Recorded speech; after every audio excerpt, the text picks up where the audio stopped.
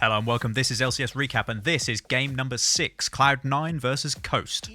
Having not lost a game since week 3, Cloud9 were looking strong, but could Coast stop their winning streak? Comes back with a vengeance, he slingshots himself in. Lemonation not content with being dropped to 150 HP, lands the death sentence. Sneaky continues landing the attack damage. He's got no mana though. A play throws them both backwards. Now Sneaky a little bit out of position, takes the barrier down. He may be able to get first blood. A double slice and dice from Zion Spot and throws him to safety. Now Sneaky is dropped low. Another flay pulls him backwards. Cell Division gets popped. First blood is picked up by Zach. Sneaky's going to try to capitalize and get one in reply, but Zion Spartan resourceless. His charges cooldown's available and Sneaky backs away. A good start then, but never mess with the CC chain combinations of Sneaky and Lemon Nation.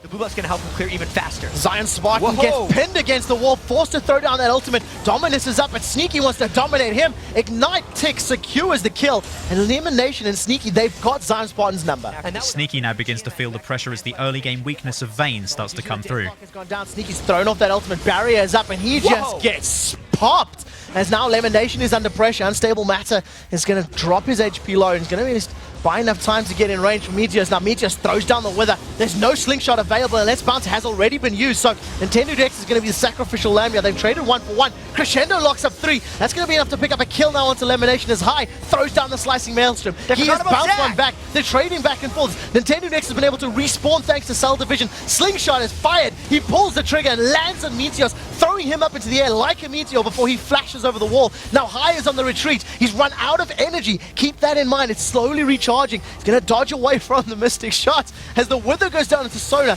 That wasn't the target. High does not have his flash available, but now he's turned on the offensive. Oh, no! True Shot Barrage goes completely the wrong way. Don't mash me, don't fire that way or you're going to go down. He definitely didn't want that one. Another long and very eventful fight for Cloud9 as High just about picks up a double. In terms of kills. But Coast want to fight on their own terms, but are they ready for a 5v5 just yet? Unit in this mid lane, and if any of those skill shots land, there may be a fight. Nintendo just jumped himself in, and he just gets popped like flubber. The Crescendo locks up both Lemonation and Balls, but Sneaky has been able to get away safely, forced to throw down that final hour and flash away. That's 2 kills of the fight immediately in favor of Cloud9, and they've lost next to no life. And even though it didn't look like High's Kennen ultimate locked anyone down, it zoned the fight. And just before we get too far into this game, I'd like to talk about a post I saw on r/summoners that explains why Sneaky was allowed to play Vayne.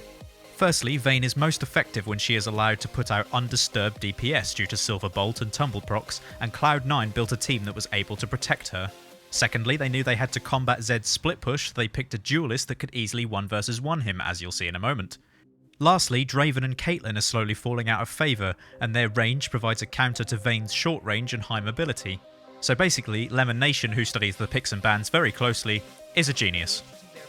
As soon as Zed ulted him, instead of clicking around as he was targeting and maybe losing tracker vision towards the brush, Sneaky just pressed S. He stopped on the spot inside the brush so that when Shifter showed himself once again, there'd be no way for him to avoid Sneaky's damage, and he picked up a clean 1v1 kill. Balls gets caught 4v1 in the top lane.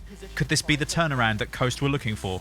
By Daydreaming Sona, they're going to carry on chasing. This is a lot of investment onto Balls as Elise. He's going to switch to Spider form, continues the chase. He's going to have Repel up in just a moment. Going to throw himself back up. He does go up in the air, but the chase is on. Balls is taking them for a walk. Now, Thresh is getting close. The Lantern may land. Can he get to it? He flashes. He lanterns out. Oh my word, Balls is alive. They catch Zion Spartan. They pick up a kill.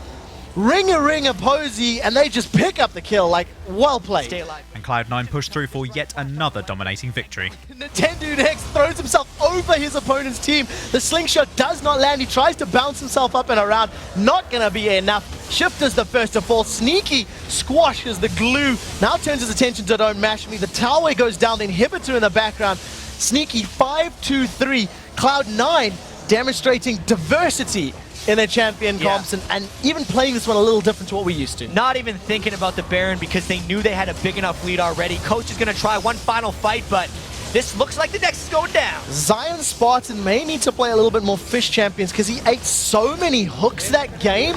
It was just finished over and over and over. Completely well played by Cloud9 from the very early game. Congratulations to Cloud9 for yet another win, and don't forget the TSM Vulcan game, or Game 5 if you're so inclined, as well as 2 games from Day 2 will be uploaded to Machinima Versus under the name Must See Matches, and I'll be providing a link to that video for you very soon.